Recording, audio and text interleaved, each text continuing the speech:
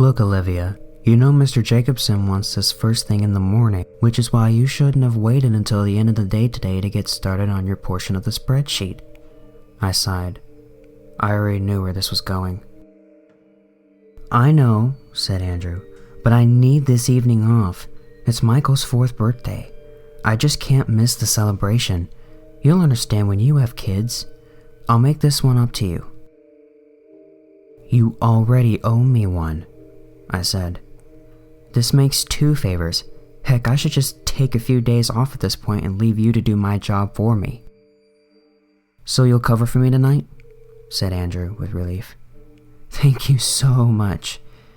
By the way, is everything okay at your place? I'm hearing a lot of racket. Yeah, don't worry. Everything's just fine. What about you? You've got something funny on your neck. Huh? He responded, oblivious to the metal speck I noticed under his chin. Never mind, I said.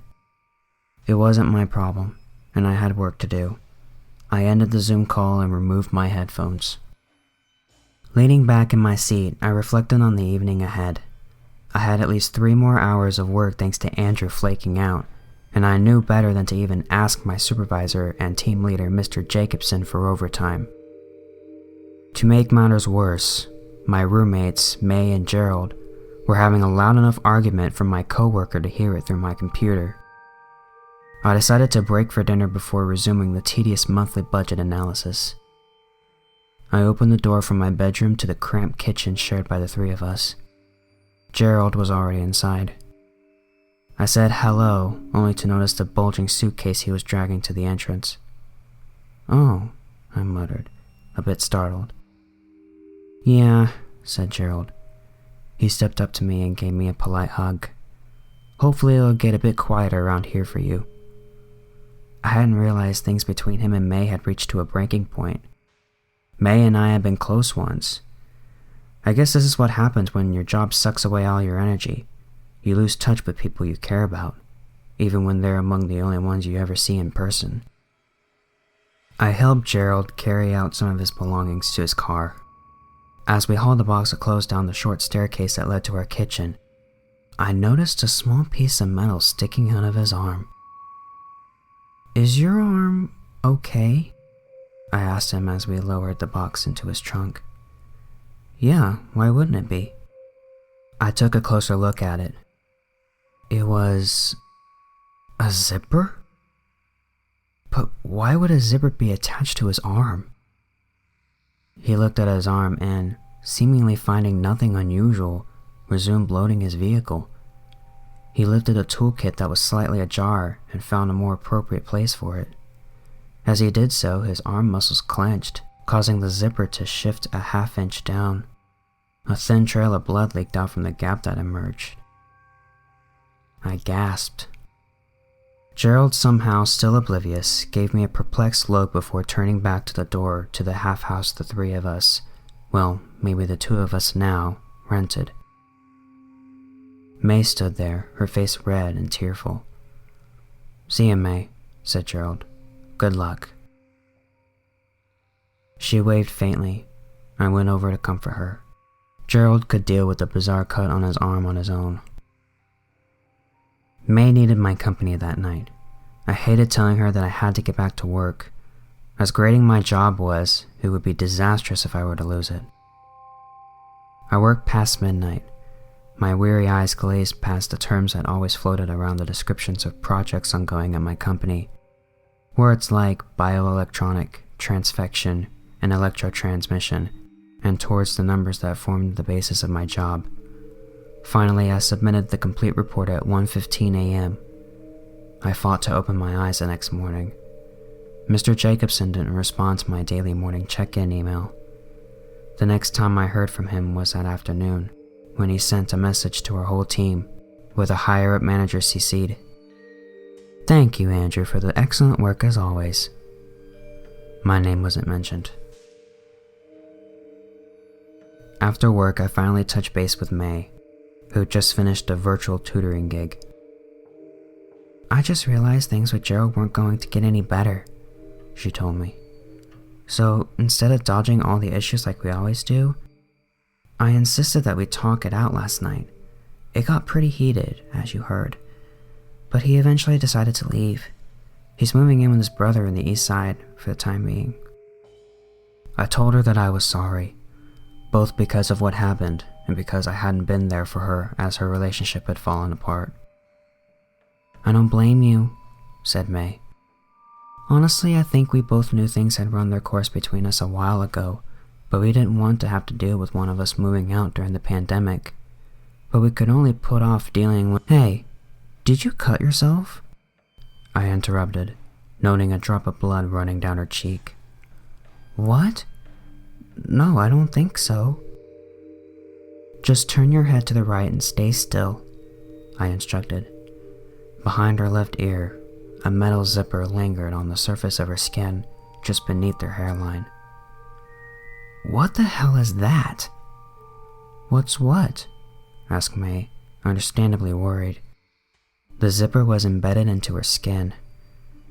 It appeared to have dropped from its starting point by a fraction of an inch, undoing her skin as it went. A small quantity of blood dripped out from the gap it left behind. I dabbed the blood with the tissue, applied an antibiotic cream, and pulled the zipper back up, where it appeared to stay relatively secure. Before I could get a bandage, May rushed to the bathroom mirror to see it for herself. Her reaction left me even more befuddled than before. I'm telling you, it was right there, I said. I saw it and I touched it. But she was right.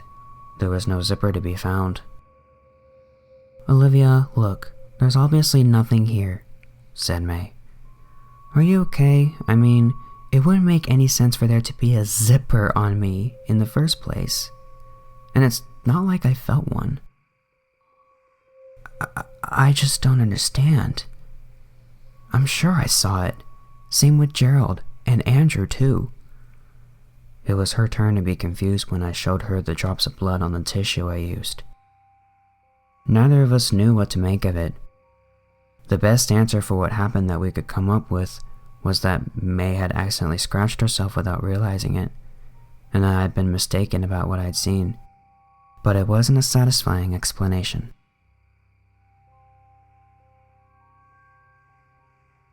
I began to notice zippers on my coworkers during our daily video calls. Kelly had one that dripped awkwardly from her right cheek. Andrew's dangled lower and lower on his neck, yet he never seemed to notice, even as blood started to leak out of it. I tried alerting him again, but he and everyone else on the call acted hostile in response. He looks fine to me, said Mr. Jacobson. Get it together, Olivia. Work droned on. I quickly lost interest in intervening to protect my virtual colleagues. I had myself to look after. The friendship between May and I benefited from Gerald's departure. We watched movies and sat around her record player listening to music. One Friday night, we even repeated something May had liked doing during college. A ghost story-themed sleepover party. It was just the two of us, but with the assistance of a couple mixed drinks. We had a nice enough time as she narrated a handful of tales to me. I awoke Saturday morning in a sleeping bag on the floor of May's room. A liquid dripped against my cheek. I shot awake, worried about a water leak. Instead, I found the source to be the head of my slumbering friend, which lay partially over the edge of her bed frame. The zipper had reappeared. It had drifted downwards, and red droplets again trickled out of the opening. Moving carefully, I gripped the metal and pulled it back up. May didn't stir as I wiped away the blood. I left to clean my own face. When I returned, I noticed that May's zipper had again disappeared. I didn't know what to believe. May would think that I was crazy if I brought up the zippers again. But if I were just imagining things, where did the blood come from? I told May the next day that I had been seeing the zippers again, though I didn't mention hers in particular. Olivia, she told me firmly, there are no metal zippers on me or any of your coworkers. That's impossible. You know that. But But the blood. May shrugged. Like we said, I must have cut myself by accident. That's the only possibility, right? I told her I agreed. Until I could make some sense of what I was seeing, I decided not to bring it up again.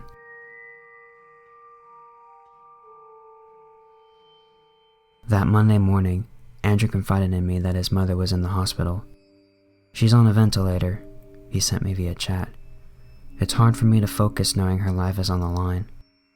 I sent him some supportive messages and offered to cover for him again. During our next daily team call, Andrew's video at first refused to load. It finally appeared while Mr. Jacobson was lecturing us about a new procedure for logging complaints of in-house contagions and pre-pandemic experimental exposure.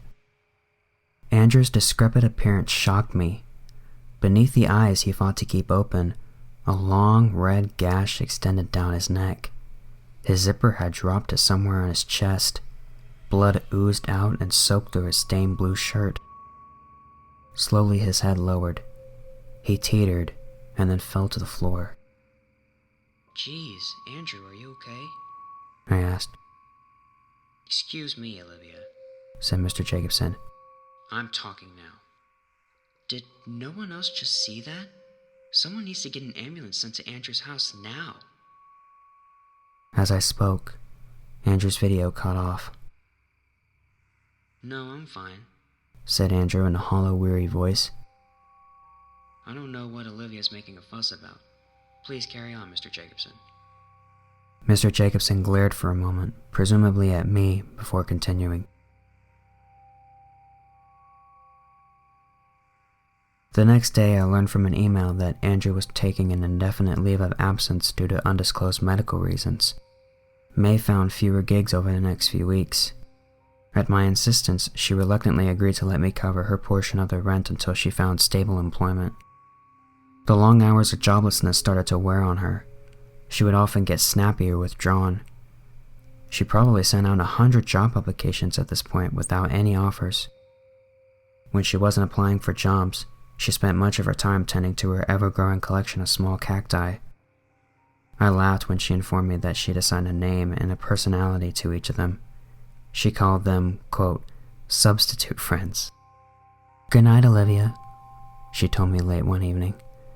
As she headed into her bedroom, I noticed the zipper, and that it had drifted an inch down her head. I waited for an hour before creeping as quietly as I could into her room. I opened the door carefully and stood still for several moments. Until I could discern her rhythmic breathing, I stepped over the carpet until I reached her bed, where she lay asleep. No blood had come out of the opening made by the zipper, not yet at least. Perhaps not at all if I intervened. I reached carefully for her. I'd have a lot of uncomfortable explaining to do if May awoke to find me there, but I felt compelled to act all the same. I gripped the zipper and slowly pulled it up. May started to reach for it, as if to scratch an itch, but her arm drifted aside at the last moment. Finally, the zipper set in place at its starting point. I let it go, tiptoed out of the room, and closed the door behind me. It became a regular ritual. When May had a rough or restless day, the zipper would loosen and start to descend, and I'd sneak into her room in the late night or early morning to discreetly return it. The next day, the zipper would always be gone. I noticed one on me too. It was on my back, near my right shoulder blade. The longer I worked, the further it dropped. Every morning and every evening, I tucked it back into place. The job kept me too busy to dwell much of the insanity of the whole situation. I had Andrew's work to worry about in addition to my own. Mr. Jacobson grilled me in front of the whole team the next morning. "Olivia once again failed to account for the recent market fluctuations in her weekly report." I'm sorry," I said, distracted by the crimson streak running down Kelly's neck.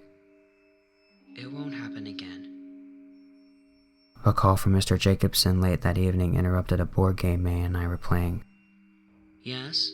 I said, figuring there must be some kind of emergency. Olivia, I am correct that you have been diligent in your social isolation? Yes. I said, surprised by the question. Good, said Mr. Jacobson. So have I. So I'm assuming you have no objection to your upcoming performance review being in person. What? Yeah, that's fine, of course. I said, ever acquiescent to my boss's demands. The call left me alarmed, though. Why would he insist on seeing me in person after I'd been working virtually for so long? I worried that he wanted to fire me and had decided that it would be more polite to do so in person. I barely had time to settle down before I heard May shriek. While I'd been on the phone, she'd gone into her room. I arrived to find her hand clasped against her head, just behind her left ear. Had the zipper appeared and she finally noticed it? I should have listened to you and not put Shirley so high up, she said, referencing to a cactus she placed on her bookshelf.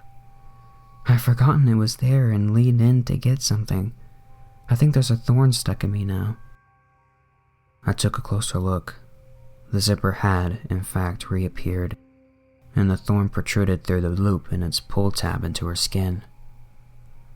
She reached to yank out the thorn. Stop, I called. You'll move the zipper. We were both silent for a moment. Did you say? Just let me get it out for you. I proceeded to pluck out the thorn. As I did so, I moved precisely enough to avoid touching the zipper, which then receded into her skin.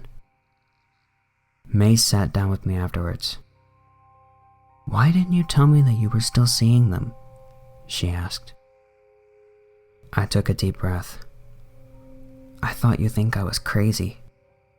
I think, and I do think, that you need help, she said. How often have you been seeing them?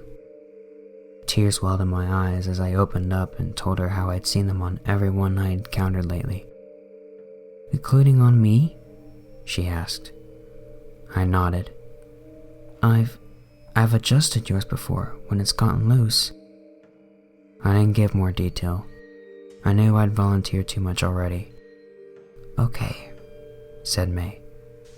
She thought for a moment. We're going to get through this, Olivia.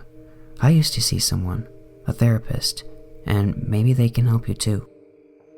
Soon I had an appointment scheduled for next week.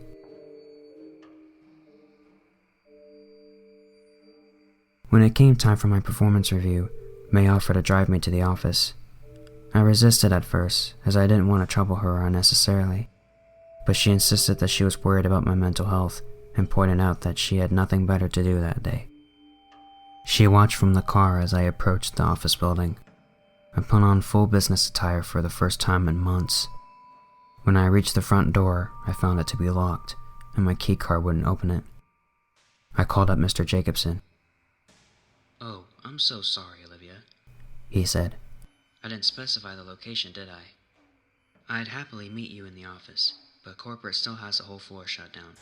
We aren't allowed to step foot in there. I know it's unconventional, but I think we'll have to do this at my place. He read out his home address.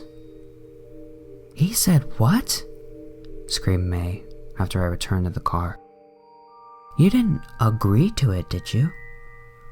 I know it's weird, I said, but I need this job. Olivia refused to go, said May, and file a complaint with HR.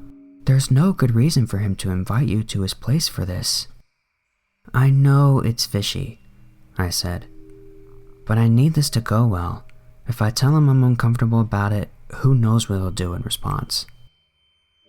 Olivia, I know what he's like and how this job is treating you. Sometimes you have to fight back, even when it's difficult. I don't want to be rude, May, but someone has to pay our rent. I can't lose this job, and I'm not going to risk starting a conflict with my boss over potentially nothing.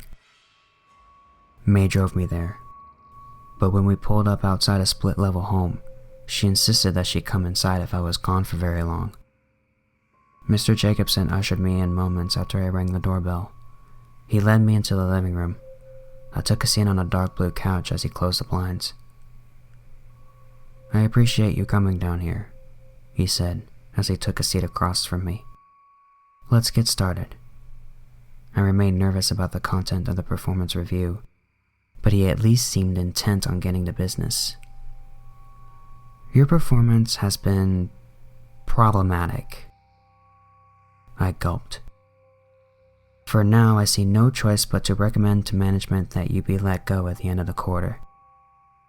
As he spoke, I noticed a shiny object jostling at the top of the center of his forehead. It was barely visible behind his graying bangs. "That is, unless you persuade me to send along a more positive assessment. I could even request that you be given a raise." Time slowed as I realized just how right May had been. I was such an idiot. Why had I come here? I should have listened to her. "So," continued Mr. Jacobson, "if you want to persuade me to do that, why don't you come upstairs with me? My wife's away. It's just the two of us. We can all come out of this as winners." My heart throbbed. I felt like I was suffocating. The right answer was to say no, obviously, and to get the hell out. I'd taken every insult he'd given me. I realized he'd been testing and grooming me since I started my job. He'd noticed that I wouldn't fight back, even when his criticism was unjustified. The constant humiliation has gotten me used to feeling helpless. Yes, how about we go upstairs?" I said. I decided to play the part he'd written for me. I slowly followed him, painfully lifting my legs up each step until we arrived at the door to his bedroom. He followed me inside. Your shirt. Why don't you go ahead and take that off?" I said. He smiled widely and unbuttoned it. I reached my hand steadily toward his face, as if to caress it. Only instead I grabbed the zipper that was in the center of his forehead and pulled it rapidly with all my might. The zipper traveled down his nose, jumped from the top of his mouth to the bottom, and then fell all the way down to his waist. I gave a mystified expression. I waited in silence for a moment as he looked at me over in confusion. Nothing seemed to be happening. May was right once again. I was crazy. There never were any zippers. What was I going to do now? Then, Mr. Jacobson gargled. All at once, his body opened up. His head split in two. Brains, mucus, saliva, and blood burst outwards. His chest followed. Organs and chunks of flesh spewed onto the floor. The lower half of his body and the hollow flap of skin that had once covered his torso collapsed into a grotesque heap. Another scream joined mine. I turned to find May at the door to his room. She'd seen everything. We drove home in shocked silence. When we pulled into our driveway, I told May we needed to call the police and try to tell them what happened. Then, an alert appeared on my phone. I received an email from Mr. Jacobson. It was sent to my whole team. In it, Mr. Jacobson, or whoever was operating his email account, announced that he was taking an indefinite leave due to a medical emergency. I read it out loud to May. Neither of us knew what to make of it. How could Mr. Jacobson have sent this, given what had just happened to him? If this was someone else using his account, then why would they be pretending to be him? My company soon hired a replacement for Mr. Jacobson. They are much better, more reasonable, fairer with subordinates, and easier to get along with. A replacement for Andrew arrived 2 weeks later, and when we collaborate, our new boss gives both of us credit. My mental health has improved. I haven't seen a zipper on anyone since my boss's inside spilled out onto his bedroom floor. It's been weeks since May and I talked about what happened. She's been busy with a position she landed teaching at a local community college. She's seeing someone new now, and we both think he's an improvement over Gerald. I've started growing a cactus of my own. It has an awkward, contorted shape, and it's somehow pricklier than any of May's. She insisted that I give it a name. I still check in with Mr. Jacobson every morning. I give him more water than he deserves, and I've yet to find a zipper on his rough, green skin.